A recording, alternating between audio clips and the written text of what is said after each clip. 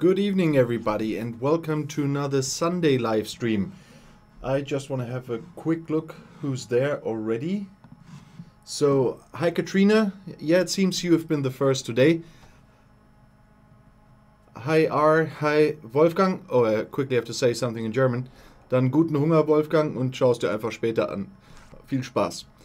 Hi Chatty, hi Igor, hi MS, hi Henk, hi Capricorn, hi Dude, and hi Kathy. So, for today, I asked you to send in some questions because this week I want to do some Q&A again. And of course, Dude made me laugh right in the beginning already. Wow, you already look well done. Yeah, I was obviously producing videos for you already today, and it's kind of 30 degrees in my studio, so it's all good. Oh, hi Tom. Haven't seen you. That's really great that you are here. Thank you for helping out a little bit. I have missed you because YouTube posted something that for me, and that covered you up a little bit. I just see that now. Thank you for being here, Tom. And hi, KW. Servus. As I said, I asked you to send him some questions, and I'm gonna start with one of my Patreons who asked about Joe Biden. What's your overall impression on President Biden's first visit to Europe? G7, NATO, general approximation to Europe, and also the meeting with Russia. So it's in how do I say that? In the media, it was a little bit weird, because from one side you got that they were relieved, from the other side they weren't that relieved. Well, it was kind of like I expected it. Starting with the G7, that he talked about Brexit. I expected that, of course, and I expected that he does that behind closed doors and not after the meeting with Boris Johnson, that he says too much about Brexit. That's what some newspapers in the EU said. Oh, he didn't do enough, he didn't do as much as we wanted. No, he did what a president would do. So that's kind of what I expected. In general, even with the Brexit part, we are back to normal with President Biden. So continuing with the meeting with the EU, he took back a lot of sanctions that Trump put in against the EU because they were just his attack economy policy. And I expected that Biden would not take back 2 sanctions, and he didn't, because we are back to normal with this president, and that means that we are really back to normal, and that also means that he has to take care of domestic politics as well. And the sanctions against European steel especially is very welcome in his home country, because the American steel industry can't sell their own steel at home if they get the steel from the EU. And so he kept that one up. He would have risked a lot of trouble at home if he wouldn't. So I didn't hear too many complaints from the EU about that one, because I'm quite sure they expected that as well. And so, but in general, we are back to normal in the relationship. He knows that he has to work with Europe and the other allies and not against them like his predecessor did. And the same goes for his meeting with Putin. He went back to a normal relationship between Russia and the USA. It's not in general a normal relationship, but it's back to normal for their kind of relationship. They are bringing back the ambassadors. Oh, that's something I can't influence. We have a new neighbor, and he seems to think that Sunday at 6 it's a good time for drilling. So if you hear some of that, I can't change that. I'm sorry. Putin and Biden, so the USA and Russia, are exchanging ambassadors again. They're sending back their ambassadors to the country of the other one, and that's a good thing, because talking is always better than anything else to keep the peace. And that's what they're doing. And they had a totally different relationship in their first meeting than Trump ever had with Putin. Of course, there's a lot to criticize in Russia, and Biden did criticize a lot, but we can't change everything at once. And so it's good that they are back at the table, so to speak. And the same with NATO. There's a normal relationship with NATO. Biden will not make the USA leave NATO, as Trump even threatened. So, as I said in the beginning, we are back to normal in these relations, and he does want and does have a very good relationship with the European Union as well, despite the 2 remaining sanctions. But as we would, as I say, I always bring in some German proverbs or says, as we would say in German, put the sponge over. Then I've got another question from a patron regarding the EU. We are still in the presidency of the Council of the EU of Portugal, but that will end in July. And then Slovenia will take over, and that's what I got the question for.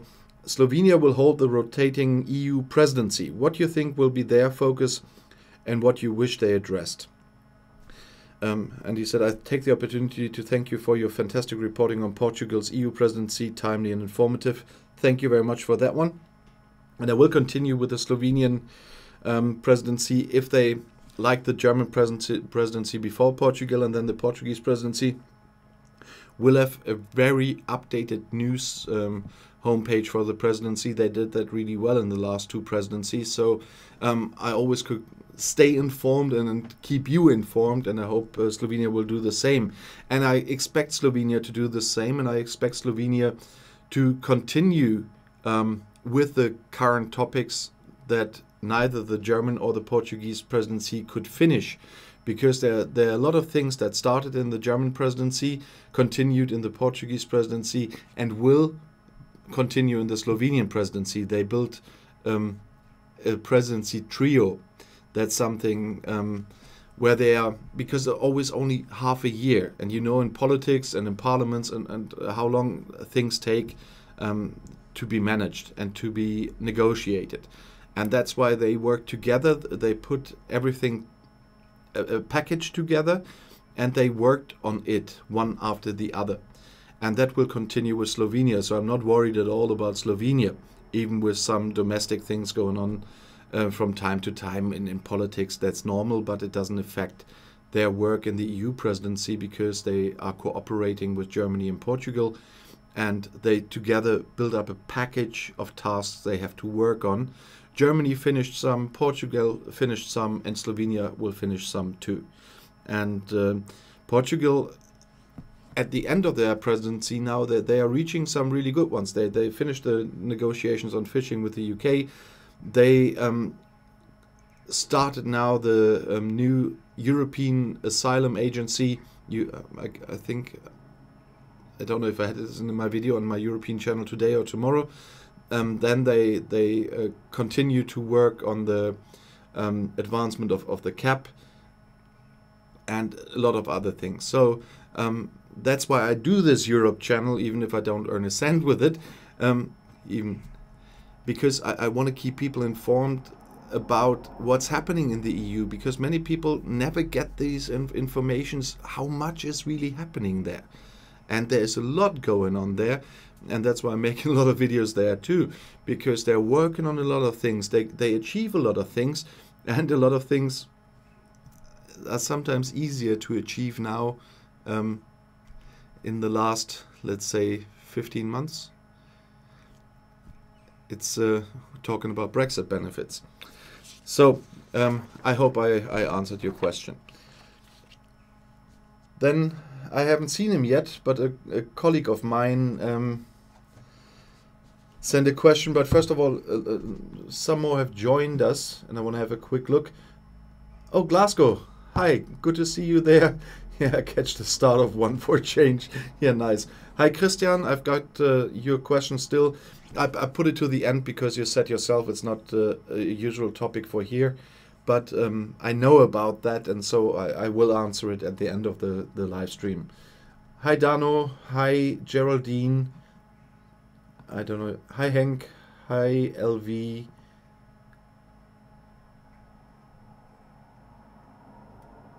Hi Adres. Hi Fallout Clash of Clans. And hi Verti. Buenas tardes. Mag y todos. Buenas tardes. I really have to learn a lot more languages, obviously. And I thought German and English would be enough. Oh boy. No, but Big Marsh, one of my colleagues here on YouTube, sent me a question as well.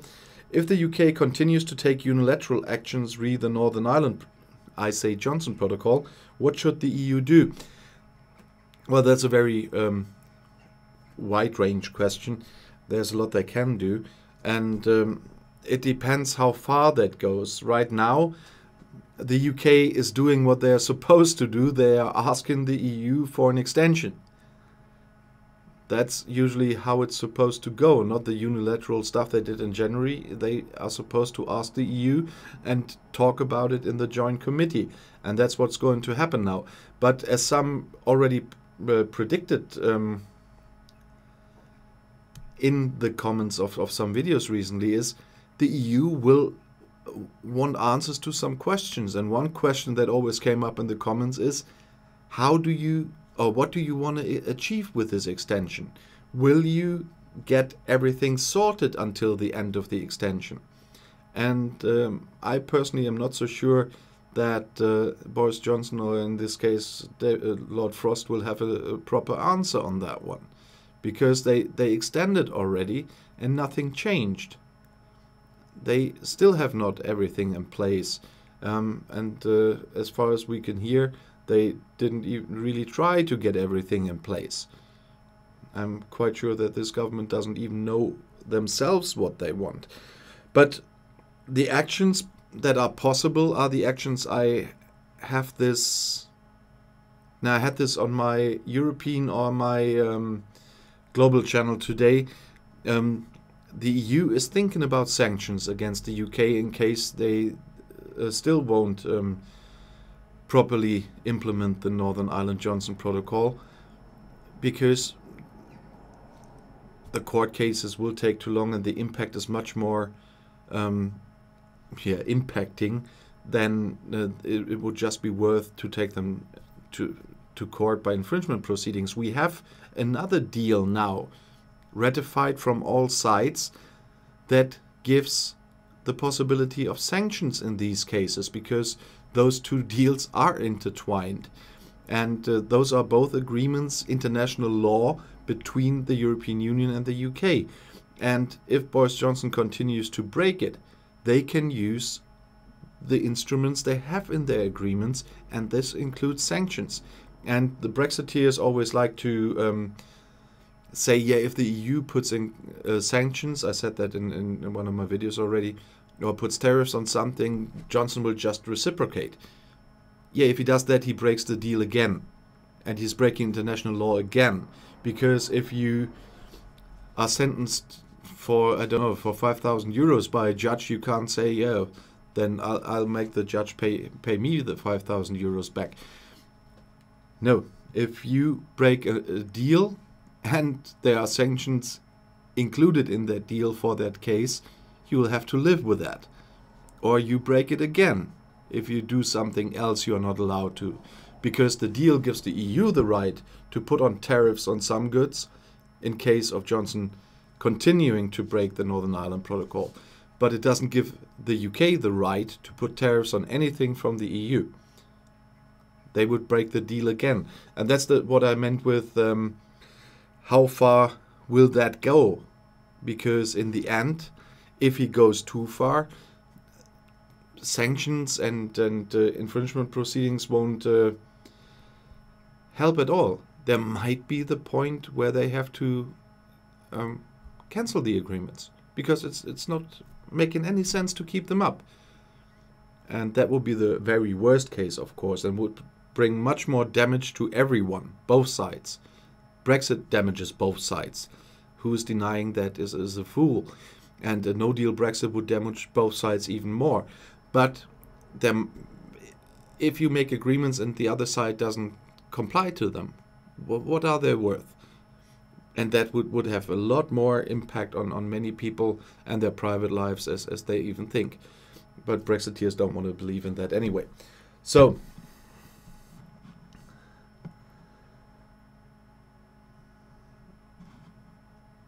just a quick answer, Ultra. No, I don't believe that the British people will wake up, or the hardcore Johnson followers, and there are a lot of them still, despite the by-election in London. We leave that one out, where the Liberal Democrats won, and there was a real symptom what Labour is suffering from now with their result there.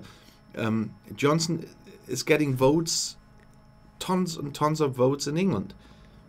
So too many people are still following that nonsense. And so they will, as long as they won't wake up, and I don't see them wake up, because they believed the propaganda and all the lies for more than 5 years. I have no big hope for them waking up soon. I'm sorry. Oh, Verti, you should have charged your phone a bit earlier. But if you're gone, I'll know. Was nice that you've been here anyway. And don't use the S word in every comment you make, because I just see that YouTube hides them all until someone gives them free. So, but that was Big Marsh's question. Now I've got the question from Katrina. I see the one-day-old news channel GB News got a question at the Prime Minister's press conference on Monday by channel like yours, Phil's or Max's, which have been around for a lot longer, don't. Why you think that is? Well, if you would compare that channel with some other TV station, it would be easier to answer. Phil, Max, and I, we are not journalists. Also, I'm not claiming to be a journalist. I'm a citizen of some knowledge, giving you my perspective and giving you the perspective I perceive here in Germany about the whole thing. But I'm not a journalist. I never claim that, and I never will. I'm not a journalist in that sense. I'm just a concerned citizen giving you my opinion. I might be a little bit educated in the case of the EU and things around Brexit and stuff, but I'm not a journalist. And I don't think Phil and Max will claim to be journalists as well. I don't think so. I at least never heard them say that. And so press conferences, you need to be a proper journalist anyway. And I'm not going to the UK to ask questions at the Prime Minister's press conference anyway. And Max won't travel there from Italy either. I don't think so. If Phil tried that, I don't know. I never heard him talk about that one. Yeah, Christian, I know journalist is not a protected title. Everyone can call themselves journalist. You're right, but I think that it in the sense of the word journalist. That's why I don't call everyone appearing at press conferences or writing newspaper articles. I wouldn't call them all journalists, because for me a journalist is someone who tries to work out as good as he can facts and stay objective as good as he can. I'm trying to bring you the facts objectively, the objective facts, but I'm not personally objective on that topic. I told you times and times again that I'm subjective on that topic, but I try to present the objective facts that are out there. And I expect even more from a journalist I would call journalist. So in German I do the distinction between reporter and journalist. And so I wouldn't call me a journalist. I'm a bit old-fashioned there, maybe. That this channel immediately got in there is not a wonder, because they obviously knew in the government that, and the press team of the government, that they will definitely be on their side, so it's not very difficult. And if you have everything in place you need,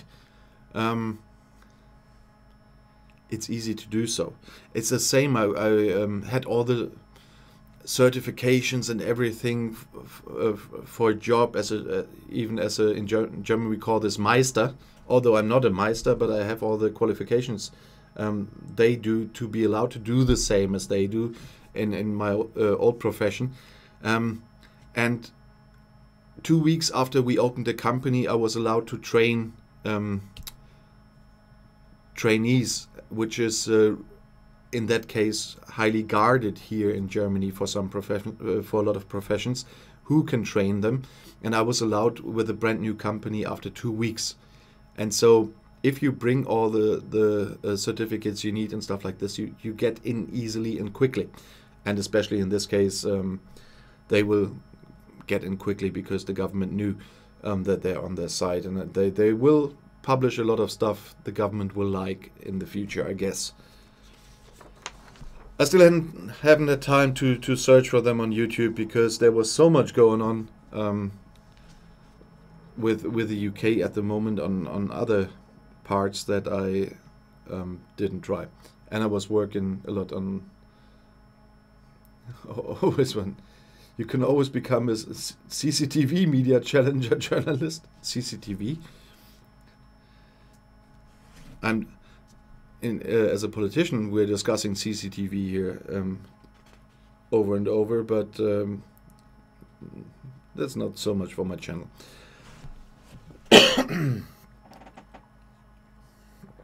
Sorry, today I'm probably gonna have to drink more than usual with the 30 degrees in here. But I'm so happy. My phone says tomorrow we'll only have 20 degrees. I'm so looking forward to that one. It will take days until I get the heat out of the rooms here, because I'm living on the top floor, and that's always the hottest in summer. And it will take a few days, but it will be better. And I'm wearing glasses, although I'm still sweating a little bit, but it's not that as bad as the days before. Son of Viking, I just see your comment there. And before I come to your question, I just want to make a comment on something. And I hope you're not annoyed. But recently you've seen a lot of posts about the updates of the merge. Because of the rebranding, I have to update every single country. And while I'm doing this, there were requests, like you might have seen tonight as well, from people what they would like to be in there. And it's a lot of work because every single letter with the flag stuff, for every country I have to make every single letter. So it's tons of work, and that's not why I want to mention it. But why I want to mention it is I really like doing those tons of work if people like it, and I really want to say thank you, because since I updated the first countries this week, a lot of people obviously liked it because they did order different designs there from my merch, and I really want to say thank you for that, because it's really fun to do stuff like this, to be a bit creative. It's something totally different than making videos, so it's something for a change for me for my spare time while I'm still not vaccinated twice. I'm not going to too many places, and so it's really fun doing this. If you like it, and to those people who obviously liked it that much, thank you, and I hope you enjoy them. I do wear my own stuff in my spare time when I'm going shopping and stuff like that, when I don't have to wear a suit. That's why I'm not wearing a suit here anymore for one place. When the pandemic is over and everything starts again, I always have to wear a suit. And so I thought, no, not on my videos. It's work. It's hard work sometimes, but no, then I don't have to wear a suit, especially not now in these temperatures. But I just want to say thank you, and I'll finish the other countries over the week, and then they're all updated, so you don't have to buy, let's say, old stuff. Now it will be all with a new branding, with a new color scheme, with the EU, with the rainbow stuff, because I do them all for my other channel, even if it's in German. You probably don't know my hometown, Münster, but we are very international here, and we have people living here from all those countries, and so people already talk to me on the street about that, that they are happy they found even on that channel their own country. People know me a little bit because they know what I'm doing here in as my voluntary work. So, but let's get back to Son of Viking. Does the fact that a dinosaur of a party like the DUP will now be led by someone who actually believes in dinosaurs mean that they are at least heading towards realism now? I'm clutching at straws, I know. Well, probably reality always is faster than even your questions. If you meant Poots, Son of Viking, then the thing is done already. Poots is gone. And I think Given won't be there so much longer.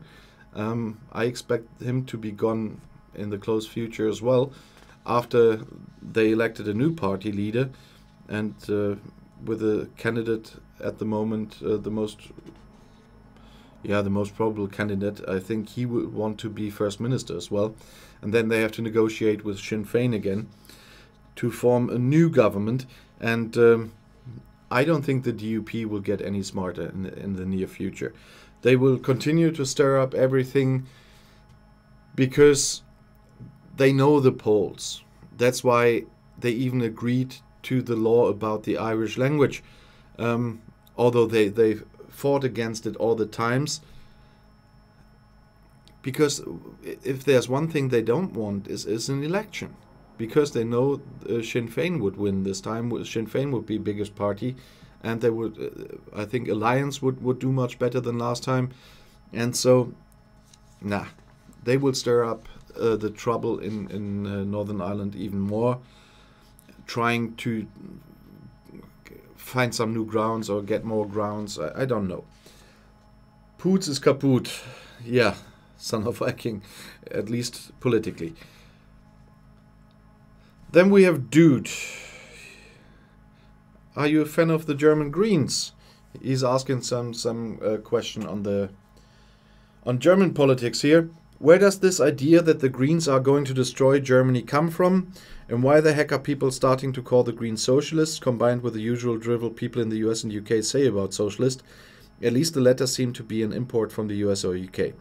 First of all, saying something against socialists, no, that's not bad. Socialists were the guys in the GDP, in the GDR, in the German Democratic Republic. Those were socialists. And I definitely don't like socialists. I don't like communists and I don't like socialists. And the difference between socialists and social democrats, there is a difference, and an important difference. In this case, people, they're saying going to destroy Germany, that's exaggerated. If there were a Green-led government, it would be quite harmful for the German economy. Because one thing I learned from the Green-led majority here in my hometown, that we have now for half a year now, is if you work with ideology too much and too few, not enough with realism. The Son of Viking, not socializing, socialism.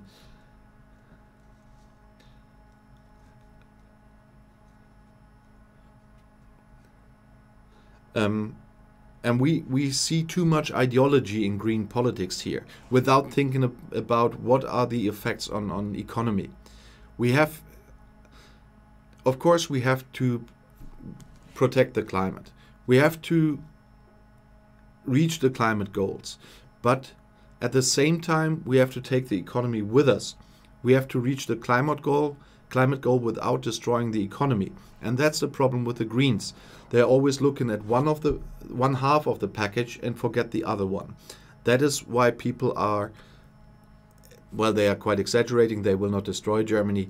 But for the German economy, it won't be that good. Because we see the same here. The Greens do a lot of ideological stuff in form of climate protection here in my hometown, but they always forget to think about how to pay for it. And that's not the way you can do this. If you're a politician, you are working with taxpayers' money. and you have to make sure that you spend it reasonably and accurately and on a target, and you always know how to offset the money you're spending. And that's something they don't do. That's why I understand the fear of the people that are saying such harsh things. I'm not doing that, but that is something I can really understand. The other thing is, they really use a lot of what is verbote. Oh boy, my English today.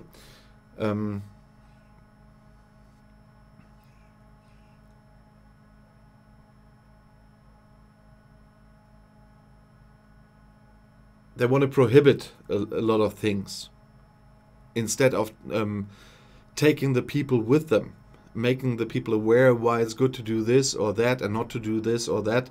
They always in the beginning want to reach their goal by saying it's forbidden now.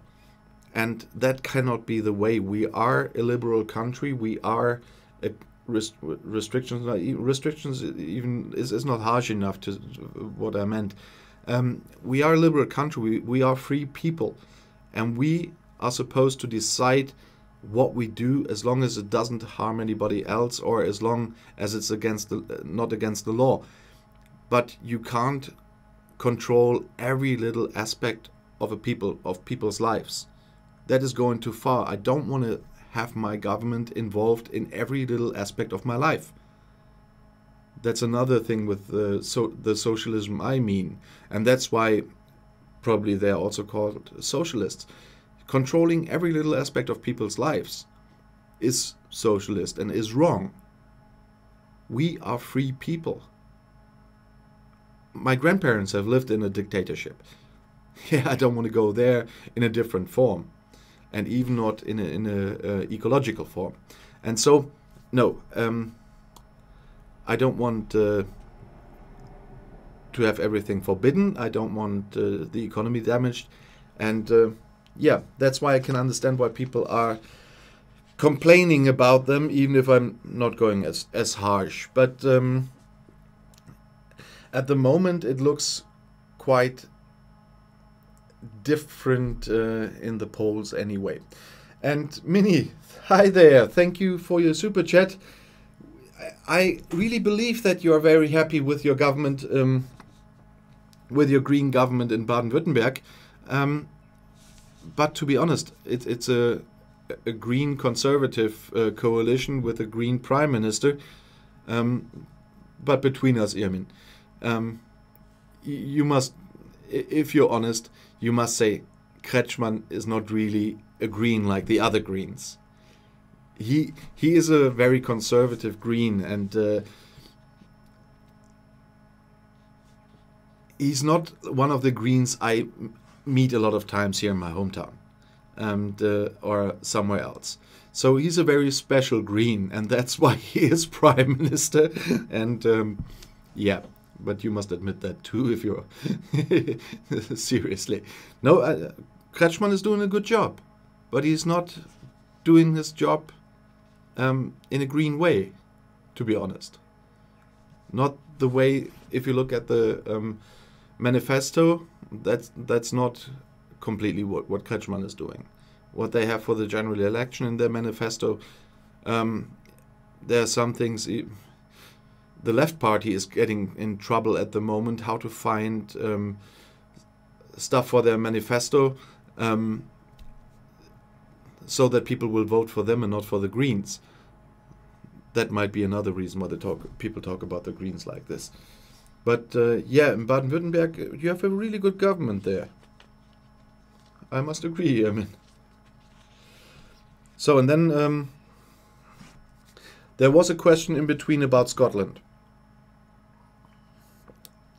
At the moment, it's a little bit quiet about the independence thing, and that's what I expected. I didn't expect Nicola Sturgeon to get into full force of the next independence referendum right now. First of all, we are still in a pandemic. The Delta variant is making the situation in the whole UK much worse right now, and we all know here that it's not a question if we get in the same trouble. The question is when we get into the same trouble, because the Delta variant someday will be the majority variant here in Germany as well. If it once gets started and it's more infectious than the others, it will spread. We have seen the same with the Alpha variant from Britain, and it happened the same. Now, at the moment, the British variant, what we call it before, is the dominating variant in Germany, and someday Delta variant will be. The question is how fast. But that problem already arrived in the UK, and the numbers are really troubling again. And so it's not a time to start a referendum or whatever. If you want to have that referendum, you want to have a proper campaign. And you can't have that while you're still in the pandemic. And that's why I completely understand what's going on there. What was kind of a sign and quite interesting to watch was the football game between Scotland and England. That was really surprising for a lot of people, I guess. And it was it was what we would call a game on eye level. I didn't expect Scotland to be that strong against England in that game, but it was really fun to watch because it was a really good football game. And the result was definitely a surprise for a lot of people. Maybe it was a sign. And we will see how they will continue now. Germany recovered, as you might have gotten. I watched the game obviously yesterday, and it was a fun game. It was completely different to the game against France, but they played quite well against Portugal, even if it took to the third goal that they made the goal themselves. But it was a little bit of justice perhaps for the France game, where we lost because of an own goal from Hummels, and yesterday 2 own goals from 2 Portuguese players. So it can happen. If you're playing football, it can happen. I played football as a hobby in a gay team, by the way, until I was 42 or 43. And yeah, stuff like that happens. And you just have to look forward.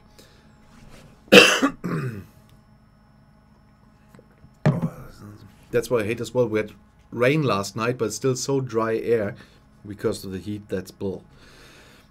So, no, but about Scotland, we will see them continue with the independence referendum. But they maybe will not only wait for the end of the pandemic, but also will wait when you really can see what are Brexit consequences. We have a lot of Brexit consequences now, and all the experts know what part is Brexit consequences and what part is the pandemic.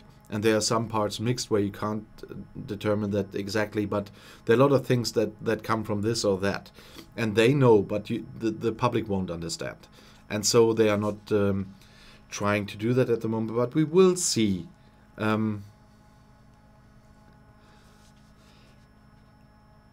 The Greens again. We have a more conservative and a more progressive wing in the Green Party, fundamentalists and realos. Yeah, although it was easier to determine in the past than it is now, at least here. But I have some guys here in the Greens in Münster, which I really like and know for quite some time, and we talk in private a lot, but that's something different. So, but Christian Kruse also sent me a topic that is a little bit off the normal topic stuff, but it's a Q&A, and I said you can ask questions. Before I come to the AfD that was mentioned, sorry, this is a local politics matter, so it's okay if you wait until you do look. No, it's okay to do it now. The German news channel Deutsche Welle showed a documentary about a town called Munster. Not sure if it's your Munster. No, that one is Munster, and my hometown is Münster. Munster is a smaller town in Lower Saxony, and I'm here in North Rhine-Westphalia. And but I know that place because I continue a question where there's a dumping ground for chemical weapons from the First World War, and the local council have problems providing the funding for the cleanup. And just before I come to the questions, I know that place because it was one of the biggest training areas of the British Army while they were stationed in Germany. And so everybody knows the name Munster here, even if I'm from Münster. We of course had some bases here as well, but the biggest training area was in Munster. And since the end of the World War, it's not only World War I stuff, because after the World War, until 1952, I guess, there was more stuff dumped than ever before, than even since the time of the First World War until the end of the Second World War. So during the time that the British were training there, a lot more was dumped there. So it's a question that will influence your questions. That's why I wanted to say that. How will the city council find the money? Can't you... I will have to do them at once. Can you get funding from the German government? Can you get some funding from the EU? Who do you think should pay for the cleanup? So, first of all, to explain it, there is a pond we call Baggersee, usually. So they were getting Kiesel, is that cobblestone? No, cobblestones is the... Well, these little stones they got there from a big ground there, and then they filled it all with water. We have that here as well, and a lot of stuff was dumped in there as well. And then there's a forest area where the training area is. That is,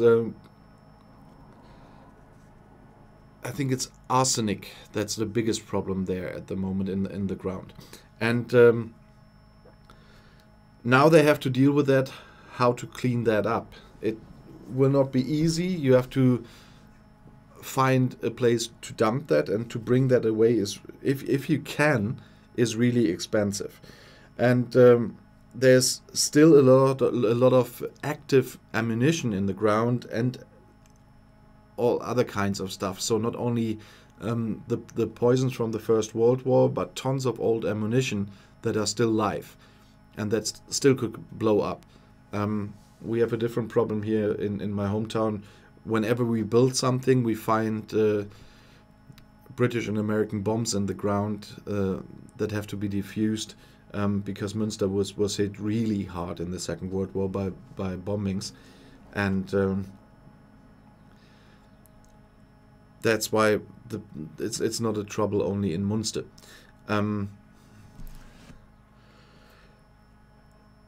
The city council will not be able to fund that all themselves. There will definitely be money from the general government, but they are meeting at the moment in their council. I just looked at the whole thing they have in their city council. They have a proposal in the city council this week, where they are talking about talking to the government of Lower Saxony, talking to the government, the federal government, and there might be a way to get some money from the European Union as well. There are some funds for a lot of things, but I don't know if they get it. And so also it depends on what was the 2+4 contracts between the winners from the Second World War and the two Germanys. If there's still anything in it about if the troops of the four winner countries left some mess behind, if they have to clear that up financially, I don't think so. So I don't think the British will have to pay anything. That will be probably be sorted with the 2+4 contracts. But the German government will definitely have to step in. The city council can't do that.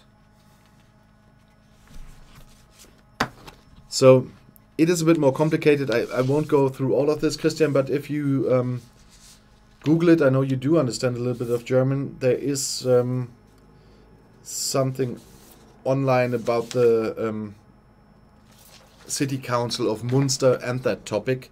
Just use the word Altlasten and Stadtrat Münster oder only Münster. and Altlasten. It's very, very on the top where you can find that what they're working on. Then somebody mentioned the AfD, that the AfD now wants to get out of the European Union. Yeah, that was their last General Assembly.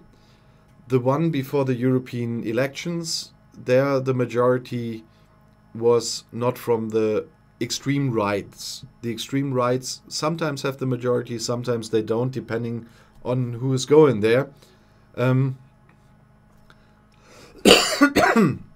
And this time they had the majority, and so for the manifesto for the general election, the AfD wants to leave the European Union again. But the AfD will not play any role in the next government or in the next governments anywhere. And we had a fortunate development in Saxony-Anhalt, for example, where we just had this election where the AfD was the second strongest party, but they will never be part of a government. And they are on a path, at least in the West, downwards. In the general elections, I'm quite sure they will have less seats than they have now. So there is a limited time for them, and they might be a small party in the end that stays for a while, but they will not gain any traction. They do that at the moment in the East because the people are struck a little bit more financially than others, but they will not gain any traction in the rest of the country. And so it doesn't matter what they have in their manifesto, and they are the only ones having that in their manifesto. Every reasonable party knows Germany benefits from being a member of the EU. As I explained in a recent video about the benefits for Ireland of being part of the EU. We wouldn't be as wealthy as we are today if we weren't members of the EU. It's that easy. And that goes for all the countries in the EU. They wouldn't be where they are now, in a positive way, I mean that, if they weren't a member. That's why so many countries still want to join the EU. We have several candidates who are in the process who want to join the EU because they know what happened. And Ireland is one of the big examples there. That's a success story for Ireland. And the same goes for other countries as well. I just saw Czech Republic. Yeah, the Czech Republic is another example. They are doing quite well compared to years ago. And especially the countries of Eastern Europe that just got out of the oppression of the Soviet Union, and then only, the last ones I guess was 25 years later, joined the EU. And you must not forget, if you want to join the EU, you have to go through these 35 protocols. You have to reach certain levels also in the rule of law, also in democracy and many other things, to be allowed to join the EU and to pass those protocols. And that made a lot of those countries, no offense to my Czech friend there, but made them work on that harder than they would have done if they stayed alone. I'm quite convinced of that. And so it's even driving countries to make progress on other parts they wouldn't have touched if they wouldn't have wanted to join the EU. And that's good for the people of those countries. And it's good for Germany that we sometimes get a kick in the ass by the ECJ. And our government regularly gets a kick in the ass from a constitutional court, and the same goes with the ECJ. So that's a good thing. And it's good we're in the EU. And there's one thing I can mention already. I'm saying that in the video tomorrow, but you are here tonight on my live stream. There are some improvements coming on the services sector of the internal market. The biggest winner of those improvements would have been the UK if they were still a member of the internal market. And if they were a reasonable member, they would have pushed those improvements. But now they're out, and they won't have any of those benefits from that. And so, once again, I'm pretty convinced that Ireland will be one of the winners of those improvements, because they have a big services sector. And there is a lot happening in the EU, as I said, about the presidencies. And there's more improvement now, because someone who was always standing on the brakes is not there anymore. And that is good for the EU in that case. Not good for the economy of the EU, because there's a lot of damages because of Brexit, like on the other side as well. As I said, both sides get damaged. But in other cases, everything is easier now. And the EU is more united than ever before, thanks to Britain. I said that before, thanks to Brexit. And so we have to thank them for that, in that case at least. But yeah. So, but I went through all your questions you've sent me. Wasn't that many today, and it is still quite warm, so I hope you don't mind that I keep it a little bit shorter than usual today. I hope my answers were satisfactory. If not, ask the questions again and kick me in the ass for once. But nevertheless, at this weather, thank you for joining me. Every time I'm really glad to see you. Talking to 64 nice people is a nice thing too. On my other channel, I will have live streams as well on Wednesday sometimes. Not every Wednesday. I didn't have it this Wednesday. KFHROE, when did you send your questions? I didn't have any on the post, but you sent some for last week. Those I answered last week. Okay, Son of Viking, report me to the ECJ. Nevertheless. Yeah, KFH, if you put them in late again, I haven't even seen your questions. If you, I'm working on that live stream hours before that live stream, and so there's a point where I don't look, because usually I put in a stop on a Saturday already. But there were so few questions that I didn't do that, and even took some from this morning. But I can't look in the questions until short before the live stream. I'm sorry. I will just post them in the next one again. The next time I will ask questions on a live stream or do a Q&A again, you can put them up again. So now it's 70. Some coming later, but better late than never. But you can replay. You can also watch the live chat again. I leave that in so I can read it afterwards when it's processed. And I see 455 playbacks already as well. So it doesn't matter how many people are watching. It's nice to have you there. So I'm happy about everyone. And as I said, on some Wednesdays I have on my new German channel. And once again, if you understand a little bit of German, visit me on my Queer Views channel. There I have videos every day as well. And some stuff you wouldn't see here, because I'm talking about gossip there as well. A lot of German gossip, but I talked about Jessie J already. And so have a nice evening. I'll see you latest tomorrow morning at 6. Und auf Wiedersehen.